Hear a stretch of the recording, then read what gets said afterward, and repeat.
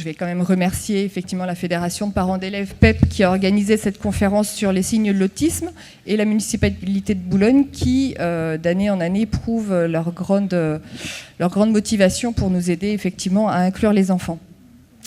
Je vais vous faire effectivement quelque chose de somme toute assez complet qui va partir des signes jusqu'aux méthodes, jusqu'au comment on va faire dès demain pour les aider. La première chose, c'est qu'on va décrypter effectivement qu'est-ce que l'autisme et donc les signes pour répondre aux gens qui ne savent pas du tout ce qu'est l'autisme parce qu'effectivement dans les formations initiales des enseignants, ce n'est pas dedans. Alors je vais vous rassurer, même dans les formations des AESH, les signes de l'autisme sont extrêmement faibles. Donc dans les signes de l'autisme, pour être autiste, il faut au départ avoir une altération dans 3 domaines très spécifiques. Dans les troubles qualitatifs de la communication verbale et non verbale. Alors si je m'arrête là, je pense que déjà, je vous ai déjà tous perdus. Qu'est-ce que c'est ? Je vais vous donner un exemple très précis. Je veux communiquer avec mon copain, je vais lui taper sur la tête, il va me répondre, et du coup c'est super, j'ai établi une communication. La communication des personnes autistes, alors je vous parle évidemment des enfants, plus du stade Hugo, Léa ou Michel, mais de prime abord, leur communication à eux va s'arrêter là. On établit une communication. Donc il y a un trouble qualitatif de la communication. Il y a également une altération qualitative des interactions sociales.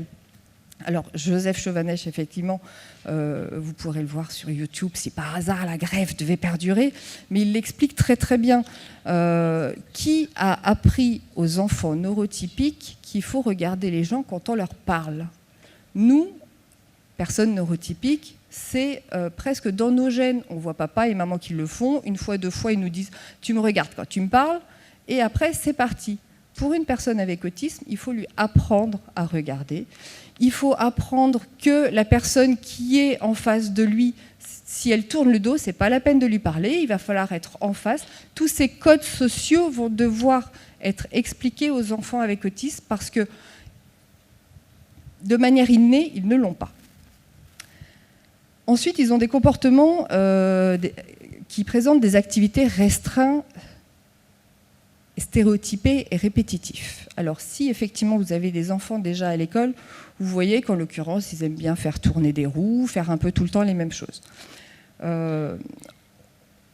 Probablement, c'est parce qu'ils aiment ça. Ils y trouvent un intérêt ou ça les rassure. Moi, j'ai une autre petite théorie très personnelle de maman. Je ne me suis pas présentée, donc je suis maman d'un enfant avec autisme de 10 ans. Ils font aussi ces comportements répétitifs qui les rassurent pour d'autres raisons. Quand vous avez un ado neurotypique qui passe son temps devant le miroir pendant des heures et des heures, ça nous paraît normal à nous parce que nous sommes neurotypiques et ça va vous paraître étonnant quand une personne avec autisme, pour se rassurer, va éteindre, allumer, 3-4 fois avant de sortir. Voilà. Ces comportements répétitifs sont un des signes de l'autisme. Depuis quelques années, il a été rajouté dans les classifications médicales 2 points. Les modifications neurosensorielles. Alors, on a 5 sens, je ne vais pas vous interroger dessus, l'ouïe, l'odorat, le toucher. Ils ont une modification neurosensorielle. Donc, je n'ai pas posé la question à Hugo, mais en l'occurrence, peut-être que Léa l'a dit dans ce qu'elle avait préparé. Certaines odeurs peuvent les déranger, certains sons. Ça ne sert à rien, effectivement, de somnubiler, à essayer désespérément de faire travailler un enfant qu'il y a un brouhaha terrible s'il est hypersensible au bruit. Donc, pourquoi pas essayer les casques ou des choses comme ça. Donc, il y a effectivement ces modifications neurosensorielles. Ces modifications neurosensorielles, elles sont assez difficiles à décrypter et vous n'y arriverez pas seul. De toute façon, je vous expliquerai au fur et à mesure, on n'y arrive pas seul. Il y a des gens qui sont formés pour aller détecter ces modifications neurosensorielles. Si un enfant, dès que vous vous approchez, se met à hurler, c'est peut-être pas qu'il vous aime pas, c'est peut-être qu'il trouve que vous sentez pas bon. Ensuite, il y a une autre chose qu'il faut bien voir sur les personnes avec autisme, c'est qu'ils ont un mode de pensée spécifique. Donc Hugo l'a décrit tout à l'heure, certains d'entre eux sont des petits ordinateurs vivants. Je vais vous donner d'autres exemples parce que je trouve que l'exemple c'est toujours beaucoup plus parlant. Un enfant à qui on dit « Mon chéri, 5 moins 3, ça fait quoi ?» Il va vous répondre 2. Jusque-là, on s'en sort bien. Et puis si on lui dit « Tu as 5 bonbons et tu en manges 3 » et qu'il vous répond 5, on est peut-être en train de déranger sa pensée spécifique. Pourquoi est-ce qu'il a répondu 5 ? Merci de votre aide. On n'a jamais dit qu'on avait mangé les bonbons du paquet qu'on venait de lui donner. Donc, tu as 5 bonbons, t'en manges 3, t'en as toujours 5. Et vous faites, voilà. Dans la consigne, il est important, une fois que vous avez décrypté son mode de pensée, d'être précis dans une consigne. Alors, vous l'aurez remarqué, on milite beaucoup pour le milieu ordinaire. Pourquoi le milieu ordinaire ? Alors d'abord, je vais être très politique, excusez-moi pour les politiques qui sont dans la salle. Pourquoi pas ? Hugo l'a dit, à part le milieu ordinaire, on a ensuite les IME, et puis après il y a les hôpitaux de jour, remplis en France de gens qui ne sont pas formés, qui vont nous les mettre sous neurotypiques, sous neuroleptiques, et neurotypiques qui mettent sous neuroleptiques. Et du coup, effectivement, ils finissent par végéter dans les hôpitaux de jour. Donc au jour d'aujourd'hui en France, on prône à fond le milieu ordinaire car c'est le seul endroit où on observe vraiment que les personnes finissent par, entre guillemets, se normaliser.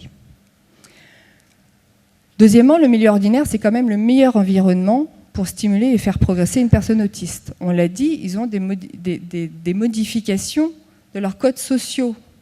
Donc si vous mettez que des enfants autistes ensemble, qu'est-ce qu'ils vont apprendre ? Eh bien, on se tape sur la tête pour se communiquer entre eux. Parce que lui, il l'a fait, donc je vais faire pareil. Au niveau imitation, c'est quand même très léger. Donc effectivement, on prône le milieu ordinaire parce qu'on va, avec l'accompagnant qui va venir avec lui dire, ben, regarde, lui, pour communiquer, il fait comme ça, donc va faire pareil. Et si on veut effectivement pouvoir les faire cohabiter avec nous dans le milieu ordinaire, il faut qu'ils apprennent à l'école, avec les autres enfants, pour pouvoir interagir de manière adéquate. Donc, l'école, c'est pas une fois qu'ils ont gommé leurs signes, c'est tout de suite, dès qu'ils sont petits. Parce qu'une socialisation précoce évite le surhandicap et l'exclusion précoce. Si vous n'avez pas appris jusqu'à 10 ans à être intégré avec les autres, c'est pas à 10 ans ou à 20 ans que vous arriverez à vivre avec les autres personnes.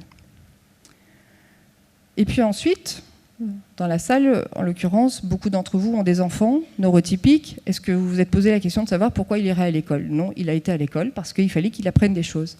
Ben nous, c'est pareil. On veut qu'il aille à l'école parce qu'on veut qu'il acquiert les compétences scolaires comme les autres. Et puis, quand même, un peu pour vous faire peur, il y a la courbe de la prévalence de l'autisme. La prévalence, c'est le nombre d'enfants autistes qui naît chaque année. Alors, ce n'est pas uniquement dû à une augmentation du diagnostic. Ces courbes-là, elles sont officielles, évidemment pas en France, puisqu'on ne sait pas combien il y a d'autistes. Mais par contre, dans tous les autres pays où ils sont un peu plus sérieux au niveau recherche, en 1960, alors ça varie très légèrement, mais c'est vraiment minime, d'une étude à une autre. En 1960, vous aviez une naissance sur 2000, une naissance d'un enfant autiste sur 2000 enfants neurotypiques. En 2012, une naissance sur 150. Au jour d'aujourd'hui, dans la plupart des pays, il est reconnu que c'est 1 sur 68. Certaines recherches parlent de 1 sur 48. Alors pour ceux qui ont fait un petit peu des maths, vous voyez que la courbe exponentielle, elle monte, elle monte, elle monte. Les prédictions les plus négatives, les plus pessimistes, parlent d'une naissance sur 2 en 2025. Alors je suis d'accord, c'est très très pessimiste. Ceci étant, on n'a jamais vu une courbe qui montait comme ça, qui s'arrêtait en plateau après. Donc il va falloir apprendre effectivement à leur apprendre et à cohabiter avec les personnes avec autisme, parce qu'il y en a de plus en plus. Et d'ailleurs, quand mon petit garçon était à l'école quand il avait 3 ans, on n'en parlait pas beaucoup. Ils ont tous essuyé dans l'association, ils ont tous essuyé les plâtres dans leurs écoles. Au jour d'aujourd'hui, ils disent tous, et on les voit, derrière, il y a d'année en année plus de personnes autistes dans les écoles. Donc Hugo l'a dit, au jour d'aujourd'hui, en France, c'est 20% des enfants autistes qui vont à l'école. Donc il y a 80% des personnes avec autisme qui n'apprennent pas du milieu ordinaire.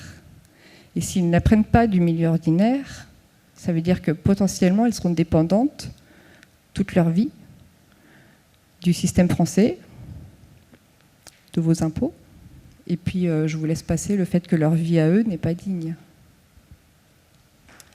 Alors qu'est-ce qu'on en fait au niveau législatif? Je vais le passer un peu vite parce que ça c'est un peu rébarbatif, mais bon, malgré tout. La loi du 11 février 2005 pour l'égalité des droits et des chances affirme le droit pour chacun à une scolarité en milieu ordinaire au plus proche de son domicile.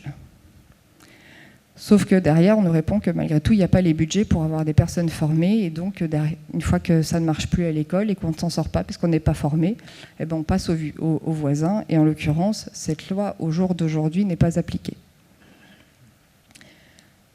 On a eu, grâce au combat de différentes associations, on a réussi à ce que la Haute Autorité de Santé, en mars 2012, donc vous voyez, c'est vraiment hier pour l'autisme, en mars 2012, la Haute Autorité de Santé s'est concertée et a établi des recommandations. Les recommandations de la Haute Autorité de Santé, enfin, ont stipulé qu'effectivement l'autisme était un trouble neurodéveloppemental et pas du tout un problème psychanalytique du rapport avec la mère, et qui ont établi des règles strictes de prise en charge des enfants avec autisme. Ces prises en charge, elles passent par des méthodes TEACH et ABA ou modèle de Denver. Ces prises en charge, elles parlent de 25 heures de prise en charge des enfants par semaine, d'inclusion dans le milieu ordinaire le plus rapidement possible, de collaborer avec les parents et de... C'est terminé le temps où effectivement on disait les parents sont plus éducateurs, laissez-les redevenir parents. Maintenant, on inclut les parents dans les projets des enfants. On parle également d'utiliser un mode commun de communication et d'interaction avec l'enfant. Encore une fois, ils sont tous différents parce que les signes que je vous ai décrits tout à l'heure, vous allez bouger le curseur. Il y en a qui seront très bons au niveau social, il y en a qui seront moins bons au niveau communication verbale, il y en a qui auront des modifications neurosensorielles. Les curseurs vont bouger. Et donc, effectivement, il va falloir établir avec chacun un modèle précis de comment on va faire. Donc là, vous êtes quand même en train de vous dire, ben oui, mais s'ils sont vraiment tous différents, je m'en sortirai jamais. Encore une fois, je vous expliquerai tout à l'heure que vous ne serez pas seul dans ces démarches. Seule personne ne peut y arriver. Vous êtes, en l'occurrence, j'imagine, pour la plupart des enseignants, vous avez entre 25 et 30 enfants dans la classe, tous avec des besoins particuliers. Il y a les neurotypiques, il y a les troubles de l'attention, il y a les 10, il y a les précoces. Donc, l'enfant autiste, on va vous aider effectivement à mettre en place un projet. Ce projet, il va être établi effectivement par des personnes complètement compétentes et on va mettre en place effectivement des modes de communication spécifiques pour ces enfants. Pour les enfants qui n'ont pas le langage, comme Hugo nous l'expliquait tout à l'heure, il va falloir recourir le plus rapidement possible à une communication alternative. Donc Hugo le décrivait, très souvent ce sont quand même des pictogrammes. De plus en plus, il y a des méthodes pour effectivement rentrer en contact avec eux.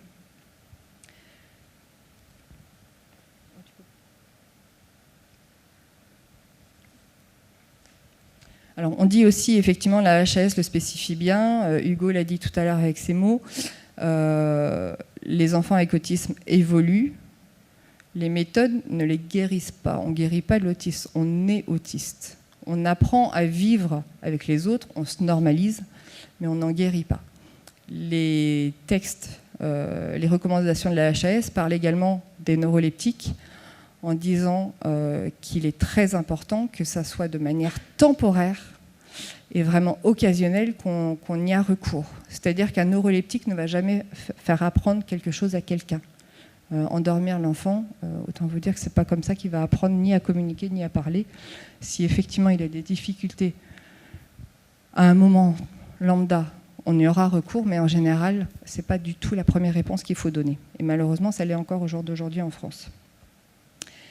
Alors, on va rester un peu positif. Qu'est-ce qu'on va faire avec tous ces textes qui ont été mis en place? Donc, je vais vous parler aussi des méthodes dont vous avez entendu parler probablement à la télé, parce qu'on essaye de vous noyer d'informations via les médias. L'ABA, analyse appliquée du comportement. Je vous l'épargne en anglais. Il s'agit d'analyser le comportement de l'enfant, les causes avant le comportement et les conséquences après. Donc vous avez vu tout à l'heure, quand je vous ai expliqué, on tape sur la tête, je communique. Qu'est-ce que l'enfant recherchait? Il recherchait une communication. Donc on analyse son comportement pour savoir pourquoi est-ce qu'il a fait ça. La maîtresse passait devant moi, il s'est mis à hurler, la maîtresse est partie, probablement il avait envie que la maîtresse s'en aille. Donc quelqu'un, donc toujours cet accompagnant, va venir décrypter ce comportement pour savoir quelle est la conséquence qui a été après son comportement. Cette conséquence qui était une fois l'enfant a réagi, une autre fois la maîtresse est partie, il va falloir mettre en place le programme pour lui donner une clé, un moyen alternatif de communication. La maîtresse qui sentait pas bon, tout simplement, on va lui dire, bah, tu vois, quand la maîtresse s'approche, regarde de travers. Ou alors, l'enfant à qui on tapait sur la tête, là, on va lui dire, bah, regarde, tu vas lui faire comme ça, tu vas lui taper sur l'épaule, et comme il aura la même conséquence au comportement, petit à petit, son comportement va s'estomper. Cette méthode, elle utilise des renforçateurs. Alors, je sais que c'est très, très décrié par les gens qui sont anti-ABA, parce qu'un renforçateur, ça peut être une petite chips, ça peut être un petit bout de chocolat, ça peut être aussi tout simplement des renforçateurs sociaux. Wouhou, c'est super ce que tu viens de faire. Au jour d'aujourd'hui, on utilise tous des renforçateurs pour faire ce qu'on fait. Alors, à part moi, pour être là ce soir devant vous, parce que j'aime pas trop ça, mais en général, on utilise tous des renforçateurs. Vous allez au travail parce que vous êtes payé. Vous vous faites jolie parce que vous vous trouvez belle. Vous faites toujours quelque chose parce que vous avez un intérêt derrière. Trouvez-moi quelque chose que vous faites complètement à contre-cœur. Je pense que vous aurez du mal à trouver effectivement des exemples fréquents. La personne avec autisme, quand elle vient à l'école et qu'elle écrit correctement, lui, son petit smiley vert, pour lui, ce n'est pas renforçant. Alors effectivement, on lui donne un petit bout de chips ou un petit bout de chocolat ou une petite bulle ou un petit guili. C'est son salaire. C'est juste un renforçateur qui, lui, va le motiver. Vos petits smileys ou vos 20 sur 20 ou vos très bien, peut-être ça ne l'intéresse pas. Cette méthode, ça c'est un beau mot ça, elle utilise du chaînage. Alors, de temps en temps, on est vraiment obligé de leur apprendre, quand ils sont petits, toutes les étapes de l'autonomie. Au départ, une bonne partie, en tout cas, des enfants de l'association, on en a quand même 150, donc on a une petite expérience, ne savent même pas se laver les mains. On ne va pas lui dire, bah, regarde, je mets le robinet, nanana, je me lave les mains, tu vois, c'était bien, vas-y, à toi. Non, non, non. On décompose les étapes. Le chaînage, c'est on décompose les étapes. Et on va vous demander la même chose à l'école. On décompose les étapes. Et on ne va pas passer tout de suite à lire le roman. On va d'abord commencer par « Qu'est-ce que tu me demandes ?» Souligner, je souligne. Alors on va lui décomposer les étapes. Pour souligner, il faut prendre le stylo, déboucher le stylo, prendre la règle, d'un côté la main droite, l'autre côté la main gauche, et je fais mon trait. On décompose les étapes, et ça, c'est un chaînage.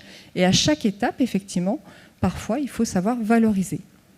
En général, quand le projet est bien écrit avec un accompagnement performant, ces étapes-là, ce chaînage-là, il est acquis rapidement.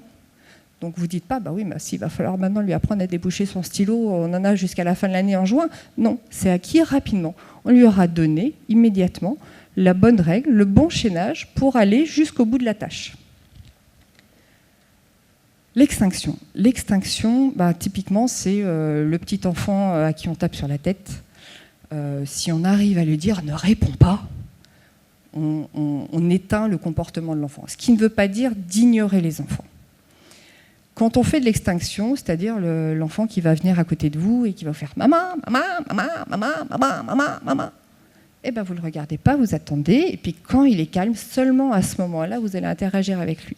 Et dans les enfants autistes, c'est le même principe. Si tout à coup, effectivement, il fait quelque chose qui vous gêne, s'il lâche les stylos sans arrêt pour ne pas travailler, n'allez pas lui rendre son stylo.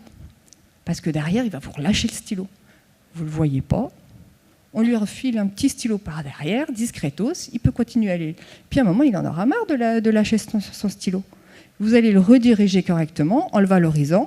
Vous allez prendre la main, il va prendre son stylo, vous écrivez avec lui, vous le guidez au maximum, vous lui donnez sa petite chips. La prochaine fois, il se dira, finalement, quand j'écris un petit peu, j'ai ma petite chips. Et puis elle répond plus quand je lâche mon stylo. Donc ça, c'est l'extinction. Et puis évidemment, l'ABA, c'est basé sur la réussite. C'est-à-dire que si à chaque fois vous lui dites « non, c'est pas comme ça, non, ça marche pas, non », là, au niveau renforçateur, on n'y est pas du tout, quoi. Donc l'ABA, on reste dans la réussite. On part de là où est l'enfant et on fait l'étape juste après. S'il ne sait pas lire le A, le B, le C, c'est pas la peine d'aller au D. Donc effectivement, pour rester dans la réussite, il faut toujours adapter là où il en est. Ceci étant, c'est ce que vous faites aussi avec les autres enfants, sauf que chez les enfants autistes, de temps en temps, ça vous fait un peu peur. Alors ça, c'est un exemple de chaînage, effectivement, sur comment on se lave les mains. Donc vous voyez qu'il y a déjà, rien que pour le lavage des mains, 7 étapes. En l'occurrence, mon petit garçon, il en avait 15, donc je ne sais pas ce qu'on a raté là-dedans. Et la première fois, on a oublié de le fermer le robinet. Donc il était très content, il arrivait les mains propres, et puis on avait l'eau qui coulait. Donc voilà, donc ça, c'est des exemples de chaînage. Encore une fois, ce n'est pas vous qui le mettrez en place, mais plutôt les accompagnants. Mais il faut accepter qu'ils puissent le mettre en place à l'école, hein. Alors, autre méthode, c'est le teach. Alors le teach, je ne sais pas pourquoi, on en parle beaucoup moins dans les médias, mais pour autant, c'est une méthode qui est beaucoup plus utilisée en France parce qu'on a beaucoup plus de psychologues formés au teach qu'à l'ABA. On adapte le monde pour le rendre assez accessible. C'est-à-dire qu'on ne va plus lui demander d'être complètement normalisé, mais on va faire en sorte que lui comprenne notre monde. On va lui mettre un peu des pictos un peu partout dans la maison, à l'école et tout ça, pour qu'effectivement, il puisse se sentir mieux. L'objectif principal, c'est quand même l'amélioration de la qualité de vie et l'intégration, toujours. Alors, toutes les méthodes parlent quand même de l'intégration dans le milieu ordinaire, donc dans la communauté sociale. Donc, le concept, c'est quand même une tolérance et une acceptation. Le teach en pratique. Des repères concrets. Pour ceux qui auront déjà eu des enfants autistes à l'école, probablement, vous aurez déjà vu ce que c'est effectivement les pictogrammes, je vous en mettrai tout à l'heure. Les repères concrets, ça va permettre d'avoir une vraie prévisibilité dans le temps. Vous avez l'enfant qui a 3-4 paires de chaussures, et puis il ne communique pas encore très bien, et puis on va lui dire un jour mets tes sandales, le lendemain on va lui dire mets tes chaussures, le troisième jour on lui met tes baskets, enfin à un moment stop, donc on lui met un petit picto chaussures, et on utilise le mot chaussures tous les jours. Donc ça ne sert à rien aussi de dire prends ton cahier, prends ton manuel, prends tes livres, non. Prends ton cahier, et puis il a son petit picto marqué cahier. Donc dorénavant, il sait que le cahier, c'est ça, et quand il l'aura acquis, à ce moment-là, on va pouvoir intégrer de nouvelles choses. Mais quelque chose de très, très prévisible. Je pense que... Camille, est-ce que tu peux... Voilà. Donc ça, c'est purement du teach. À droite, vous avez un emploi du temps visuel. Tout enfant autiste intégré dans vos classes. Alors, pas forcément Michel ni Léa, parce qu'ils sont passés dans tout ça. Mais tout enfant qui vient d'intégrer, qui a des signes de crise, de colère ou quoi que ce soit, doit avoir un emploi du temps visuel, qu'il soit en teach, en ABA. Camille, tu me dis si je me trompe, mais très franchement, je pense qu'ils devraient tous avoir un emploi du temps visuel à l'école. Mon fils, il avait un emploi du temps visuel pendant très longtemps aussi. Les enfants neurotypiques étaient ravis de savoir à quel moment ils allaient dans la cour, à quel moment ils faisaient quelle matière. Ils avaient une prévisibilité, j'ai réussi à le dire toute seule, qui les a effectivement, qui les a rassurés dans leur emploi du temps, en l'occurrence surtout quand ils sont petits. Donc vous avez sur l'emploi du temps visuel, voilà, le matin je me lève, je prends mon biberon, et puis après je vais brosser mes dents, et donc il sait étape par étape partout où on va l'emmener. Combien d'enfants autistes qui ont des problèmes de communication font des crises dans les transitions? Tout à coup, maman met mes chaussures, je ne sais absolument pas où je vais. J'étais bien, j'étais confortable, j'étais dans le canapé en train de jouer avec mes petits trous de mon camion. Tout à coup, on me met les chaussures. Est-ce que c'est parce que je vais chez le médecin me faire un vaccin? Est-ce que je vais chez mamie qui sent pas bon? Il n'en sait rien. Donc, on lui donne une prévisibilité grâce au pictogramme. Celui qui est en bas ici, c'est que souvent dans les enfants autistes, on ne sait pas trop comment les occuper. Justement, on est toujours un peu gêné avec leur intérêt restreint, stéréotypé. Ils n'ont pas forcément la notion dans leur tête de tout ce qu'ils vont pouvoir faire, puisqu'ils ne comprennent pas, comme les autres enfants, tiens, tu sais ce que tu avais fait la semaine dernière, la semaine d'avant et encore la semaine d'avant, tout ça, ça t'est offert comme panel. Eux, si on leur met en visuel, alors vous le voyez sûrement mal d'ici, mais à chaque fois, ils ont un loisir possible. Le jeu vidéo, le vélo, la petite voiture. Ils ont sous les yeux le panel de loisirs qu'ils peuvent faire. Et dans ces cas-là, effectivement, ils vont pouvoir choisir, ils prennent la petite image et ils vont aller faire leur temps libre. Pour l'école, c'est un peu ça aussi. Une fois que son exercice est fini, le seul qui est là en train de gribouiller sur sa feuille, ça reste le petit enfant autiste, alors que tous les autres, ils sont déjà partis sur les petits vélos. Il n'a pas forcément la notion qu'il peut aller accéder à son temps libre favori. À gauche, ici, ce sont d'autres pictogrammes, tout simplement, parce que s'ils n'ont pas le langage, il va quand même falloir qu'ils puissent exprimer leurs besoins. Leurs besoins, c'est quand même juste l'essentiel. Un enfant à 1 an et demi, il va couiner et on va comprendre effectivement qu'il aura soit besoin de manger, de boire ou de dormir, ou de changer sa couche. Un enfant avec autisme qui a 5 ans et qui n'arrive pas à communiquer de manière adéquate, parce que qui nous a dit que pour demander du pain, il fallait dire « est-ce que je peux avoir du pain ?» Pour certains enfants autistes, même à 5 ans et qui sont verbales parfois depuis 3 ans, il faut leur expliquer « si tu veux du pain, tu me dis je veux du pain ». Et si, parfois, ils ont une photo, effectivement, du pain, il va pouvoir plus facilement vous la pointer, et puis le langage va venir derrière. Ah, le Makaton. Le Makaton, je ne sais pas pourquoi on a inventé le Makaton. C'est un langage des signes, mais spécifique pour les personnes déficientes. Alors, c'est un langage des signes, un peu adapté. L'intérêt du Makaton, c'est que à chaque mot va être associé un signe. Bonjour, au revoir, s'il te plaît. Ça permet effectivement d'éviter de se balader avec ces pictogrammes un peu partout. Petit inconvénient du Makaton, c'est qu'il faut que quand même tout le monde soit formé au Makaton, et ça devient un petit peu compliqué. Mais les enfants qui sont au Makaton, en général, les parents font en sorte que tous les gens qui gravitent autour de lui soient formés. Le Makaton, ça aide à structurer la pensée parce que tous les mots vont être signés. Donc effectivement, le Makaton, ça fait partie des méthodes qui les aident à interagir avec le monde. Alors, le modèle de Denver, je vais vous redire que je suis maman et je ne le connais pas du tout. Donc Camille vous en dira sûrement peut-être un petit peu tout à l'heure. C'est aussi une méthode qui a été recommandée par la HAS. Je connais peu de psychologues effectivement qui l'utilisent, en tout cas dans d'autres associations. C'est aussi une méthode qui prône l'insertion dans le milieu social. C'est aussi une méthode qui est basée sur l'imitation. C'est aussi une méthode qui majore la communication. Ça ne sert à rien de connaître toutes les méthodes, hein. Après, il faut du bon sens aussi pour les enfants avec autisme. Et enfin, le PECS, ça rejoint de loin un petit peu ce qu'on vous disait sur les pictogrammes. C'est que les enfants, pour structurer leur image, leur pensée, vont utiliser des images. Et au début, surtout quand ils n'ont pas la communication, ce n'est pas parce qu'ils ne sont pas prêts à communiquer, c'est parce qu'ils n'ont pas la manière de faire systématisée dans leur tête. Il est très fréquent qu'une fois qu'on met le PECS en place, le langage apparaît dans l'année. Et on a observé des enfants effectivement qui sont passés sous PECS de manière tardive et qui se sont mis à parler assez rapidement. J'adore parler de mon fils. Moi, il a parlé grâce au PECS en une demi-heure. Sa première phrase a été à 4h30.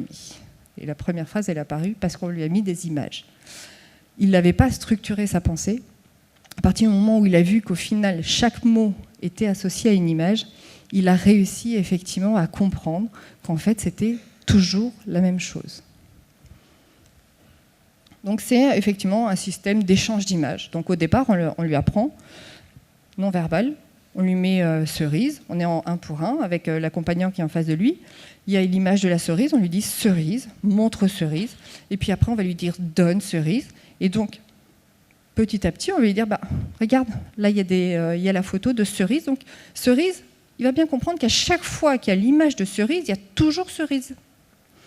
Parce que dans le langage que nous on utilise, c'est va demander à ta mère, elle est où maman. Enfin, il n'y a jamais 2 fois le même mot pour la même chose. Grâce au PECS, effectivement, il a pu comprendre que maman, c'est toujours la personne qui est en photo. Et donc, comme par miracle, la semaine après, il vous dit maman. Alors, donc, évidemment, on se demande un peu comment on va les mettre en place à l'école, parce que techniquement, vous n'allez pas vous former demain ni au signe de l'autisme, ni à la méthode ABA, ni à la méthode Teach, ni Denver, et ainsi de suite. Donc, on va vous y aider. Qu'est-ce que prônent la plupart des associations de familles ? C'est, encore une fois, le milieu ordinaire. Et pourquoi le milieu ordinaire ? On en a parlé, mais comment est-ce qu'on va faire ? C'est là que j'arrive. Comment est-ce qu'on va appliquer ces méthodes dans tous les lieux de vie, alors que vous avez 25 autres enfants dans la classe ? L'idéal, la Rolls-Royce de l'accompagnement, c'est d'avoir un accompagnant formé. Beaucoup d'associations de familles ont des conventions avec l'éducation nationale. D'ailleurs, s'il y a des gens qui sont ici au théâtre, je les remercie parce que la convention avec l'éducation nationale, on l'a quand même depuis 2005. Donc ça fait quand même 10 ans d'expérience en partenariat avec l'éducation nationale dans le 92. On a été pionniers dans ces conventions-là. Maintenant, ça se multiplie de plus en plus. Et au jour d'aujourd'hui, on a des enfants qui n'avaient pas le niveau de Michel et Léa et qui sont bacheliers. Donc, comment est-ce qu'on met en place les méthodes avec un accompagnement ? Qu'est-ce qui gravite autour de l'enfant ? On a des psychologues spécialisés qui vont établir un bilan. Donc c'est le psychologue, pour l'instant c'est toujours pas vous, c'est le psychologue qui va de manière très précise évaluer quelle est la compétence de l'enfant dans chacun des domaines. Il va faire le bilan, on va ressortir les compétences, et derrière, il va établir un projet éducatif individualisé. Le projet éducatif, c'est, on a vu qu'il alignait 2 cubes, maintenant on va lui en apprendre 3. On a vu qu'il arrivait à donner cerise, maintenant demain on apprend fraise, et ainsi de suite. Donc on élabore, petit bout par petit bout, le projet des enfants. Ce psychologue-là va superviser un accompagnant, et cet accompagnement-là va aller avec l'enfant partout, idéalement. La HAS, tout à l'heure, elle a dit minimum 25 heures par semaine. Donc ça veut dire, l'école, c'est déjà 24. En général, ils ne vont pas à l'école à plein temps. Il va aller avec l'enfant au parc, il va aller avec l'enfant à la musique pour pouvoir uniformiser le mode de communication pour que chaque personne qui interagisse avec l'enfant du milieu ordinaire soit guidée par l'accompagnant. Maintenant, on a tous bien compris que les parents doivent être formés. Des parents qui auraient un enfant qui serait aveugle, ça ne choquerait personne que les parents se forment au braille. Les parents qui ont un enfant sourd, ça ne choque personne qui se forment au langage des signes. Et nous, quand on vous dit, nous, on est formés au Teach et à l'ABA et on fait du Teach et de l'ABA à la maison, ça choque tout le monde. Et pour autant, c'est la même chose. On a un enfant qui est légèrement différent, vraiment différent, et du coup, on se forme à ces méthodes-là. Et puis un pédopsychiatre, parce qu'il y a effectivement tous les signes de comorbidité qui vont avec. Il y en a qui ont plus mal au ventre, il y en a qui ont... voilà. Et donc, il faut effectivement un pédopsychiatre qui, 1 à 2 fois l'an, fait quand même ce rapport-là. Je vous ai dit que c'était un peu la Rolls, parce qu'au jour d'aujourd'hui, les accompagnants formés avec les superviseurs, c'est à charge des parents. Donc, on va essayer d'être un petit peu plus humble et on va se dire comment on fait si on n'a pas cette chance-là d'avoir un accompagnement privé. Le projet sans accompagnement, il doit être très peu différent. Sauf que là, c'est le psychologue spécialisé qui va avoir un rôle encore majoré. Ce psychologue-là, il fait toujours le bilan, il fait toujours la rédaction du projet éducatif. On implique encore plus les parents, et les parents et le psychologue vont encore plus aller voir tous les intervenants, les enseignants, les profs, le prof de musique, le prof de piscine, pour aller expliquer à tout le monde comment on va faire pour mettre en place mettre en place le projet, quel est le moyen alternatif que l'enfant a pour communiquer. Moi, je pars du principe que tout le monde est bon en lui et tout le monde a envie de bien faire, mais que s'il ne fait pas bien, c'est que probablement il ne sait pas comment faire. Et c'est pour ça qu'on demande aux psychologues et aux parents d'aller indiquer, de donner les clés. C'est sûr que si on vous laisse l'enfant en vous disant ben voilà, allez, je vous le donne comme ça, débrouillez-vous, je comprends qu'effectivement il y a un sentiment un peu de rejet. C'est pas du tout comme ça qu'on va fonctionner. On va vous donner les clés, ce qu'on a réussi à mettre en place, le mode de communication qu'on a réussi à mettre en place avec l'enfant. On va donner les clés à tous les gens extérieurs. Donc vous aurez compris, il faut une excellente coordination entre les différents lieux de vie, avec toujours ce même langage commun. Et en pratique, qu'est-ce que je vais faire demain ? Alors, en pratique, dès demain, même sans avoir réussi à dire aux parents, il faudrait que vous mettiez un psychologue et nous donner les clés de votre enfant, vous pouvez déjà commencer par chercher ses points forts et repartir de là où il en est. Comprendre, encore une fois, son mécanisme de fonctionnement spécifique, on en a parlé tout à l'heure. Chose absolument indispensable, en septembre, on prévient tous les petits copains de la classe. Parce que tous les petits copains de la classe, ils vont vous aider, parce que l'enfant, à un moment, il va vouloir faire comme eux. Mais s'il y a un sentiment de rejet immédiat, parce que le petit garçon il crie ou la petite fille elle crie, c'est sûr effectivement qu'on va pas réussir à les faire jouer ensemble. Donc on prévient les petits copains de la classe, parce que quand on sait, on n'a pas peur, mais quand on ne sait pas, on a peur de la différence. On va lui donner les clés de la socialisation.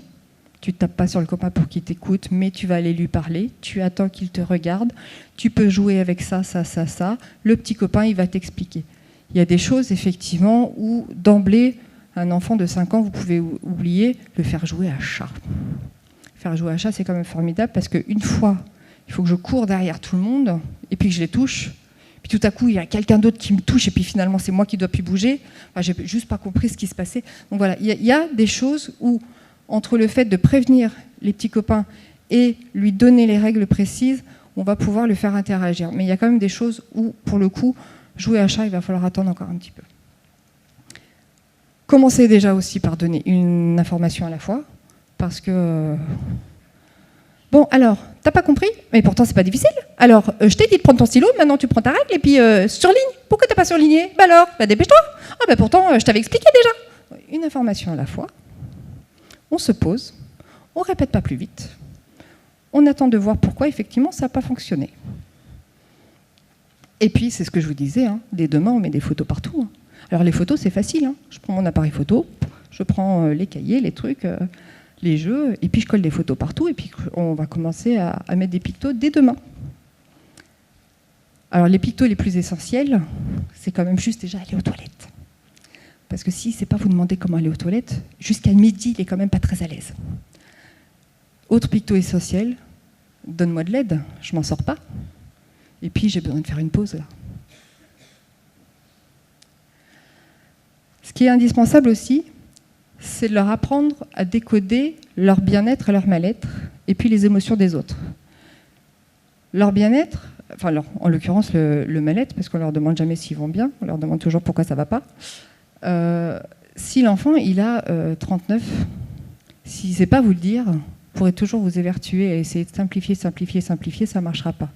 Donc c'est quand même un des signes qu'il faut leur apprendre à exprimer le plus rapidement possible. Une petite plaquette, et puis on lui explique effectivement. Et puis lui, il va pouvoir vous pointer, non mais là, ça ne va pas du tout. Le jour où effectivement il est malade, maman, elle va aller lui apprendre que, bah, tu vois, mon chéri, tu es malade, donc tu montreras ça. La fois suivante, il va vous montrer ça, puis vous le saurez. C'est quand même une des premières choses également à faire. Et puis après, il faut aussi lui montrer quel est l'endroit où il peut aller quand ça ne va pas du tout. Parce que si vous le mettez à côté de la ventilation et que pendant tout le cours, il entend la ventilation, peut-être que lui, il a aussi besoin d'aller s'aérer pour ne plus entendre ce bruit. Donc voilà, donc ça c'est toujours des exemples d'emploi du temps visuel que vous pouvez mettre en place. À gauche, vous avez un timer, c'est pour rendre visuel le temps qui passe, parce que c'est pareil, c'est un peu ce que je vous disais tout à l'heure, Tout à coup, on se met à travailler. Lui, il en a vraiment marre. Il ne sait pas combien de temps ça dure. L'enfant neurotypique, il sait qu'il doit se taire parce que sinon la maîtresse va le dire à maman. L'enfant autiste, à un moment, il va se dire, bon, moi, je sais vraiment pas combien de temps ça dure, ben, moi, je vais m'exprimer et puis je vais faire une petite crise. Un petit timer, ça coûte pas cher, vous le trouvez sur AFD Diffusion. Un timer dans chaque classe, ça aide beaucoup les enfants neurotypiques aussi, qui s'énervent beaucoup moins et qui se concentrent jusqu'au bout, parce qu'ils savent qu'ils se concentrent pendant tout le temps du rouge, et puis le rouge a disparu, et puis ça y est, on peut s'arrêter. Et puis après, encore une fois, des emplois du temps visuel. Donc les emplois du temps visuel, c'est pas forcément avec des pictos. Si l'enfant est lecteur, évidemment, vous lui mettez quelque chose qui sont écrits. Voilà, ça c'est pour structurer les transitions. Une fois que j'ai fini cette activité, qu'est-ce que je vais pouvoir faire ? Ou rassure-toi, bon, ton exercice de maths, là, tu vois, il est un petit peu long, tu y arrives, c'est super, mais regarde, juste après, tu pourras faire ça. Donc comme ça structure, c'est prévisible et il s'en sort beaucoup mieux. Voilà, toujours des pictogrammes. Écoute. Pourquoi tu m'écoutes pas ? Mais concentre-toi. Non. Écoute, ça se trouve, lui, il a toujours pas compris ce qu'était écoute. Donc, écoute ce que je te dis, et puis vous lui pointez écoute, vous aurez pu à le répéter 50 fois. Parce que lui, il l'entend, hein, écoute, concentre-toi. Donc, un petit picto, on lui pointe le petit picto, derrière, il écoute, un petit renfo, et puis c'est super. Et puis regarde, c'est pareil. Voilà, tous des exemples que vous trouvez alors sur tous les sites avec d'autisme. Tous des exemples de choses que vous n'avez plus qu'à imprimer, hop, vous découpez, vous lui décomposez la tâche. Ça ne sert à rien d'agir brutalement, on l'aura compris. Adapter les consignes. Si je passe un peu vite, en même temps, je suis plus intéressante que mon PowerPoint. Je vous le passerai, hein, le PowerPoint, il n'y a pas de souci. On peut y aller aussi. Décomposer les tâches en petites étapes, toujours rester dans la réussite. S'il y a quelque chose que vous avez compris, c'est toujours rester dans la réussite. Et puis surtout, arrêtez de dire ce qu'il ne faut pas faire. Donnez-lui les clés. Les clés, il ne les a pas. Donc dites-lui plutôt qu'est-ce qu'il doit faire. Mais arrête de dire ça, vraiment, t'es ridicule quand tu dis ça, tu répètes en boucle là. Dites-lui plutôt, mais qu'est-ce que tu as fait aujourd'hui ? Donnez-lui la clé de la réussite.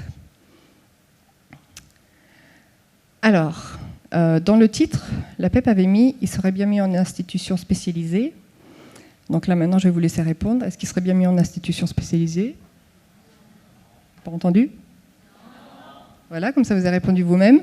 Il est trop fatigué pour passer tant de temps à l'école ou il est trop angoissé ? Eh bien, adaptez les consignes. Hein. Donc ça, on balaye. Je refuse... Ah, celle-là, je l'adore. Je refuse de faire des différences entre mes élèves. Alors d'ailleurs, je vais même finir par ça parce que j'ai une bonne nouvelle pour vous. Tous les gens qui ont des lunettes, vous les enlevez parce que moi, je ne fais pas de différence entre les gens. Donc, on enlève les lunettes. Comme ça, le jour de l'interro, on enlève toutes les adaptations. Parce que pendant l'année, on est nickel. Hein. On fait des adaptations, on lui parle doucement, l'accompagnante, elle a le droit d'être là. Le gamin, il est zen. Mais alors, le jour de l'interro, allez, on y va comme tout le monde. On n'adapte plus rien. Donc, ça, on n'en veut plus. On fait pas de différence. C'est que le jour de l'interro, aussi, il a droit à ces adaptations. Aussi, il a le droit à, entre guillemets, sa béquille, son aide, parce que la personne qui est sourde, le jour de l'interro, on adaptera toujours. La personne qui est en fauteuil, demain, on ne va pas lui demander de se lever. La personne qui lit le braille, demain, on ne va pas lui demander de lire. Donc l'enfant autiste, le jour de l'interro, il a aussi son adaptation.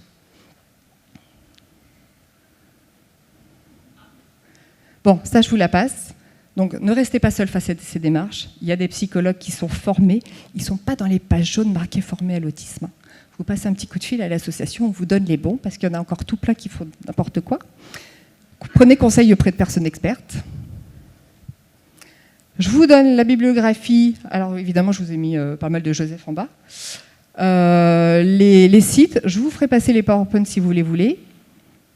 Ensuite, quelques autistes célèbres et mon fils. Si, vos fils. Einstein, Bill Gates, Mozart et Arnaud. Merci pour votre attention. J'en profite pour faire une petite pub personnelle. Dimanche, on a François-Xavier de Maison à Courbevoie. Donc si vous voulez soutenir notre association, parce qu'encore une fois, vous l'avez compris, les accompagnements, ça coûte un peu cher, François-Xavier de Maison, 22 mai, 20h30. Merci. Merci Anne-Sophie.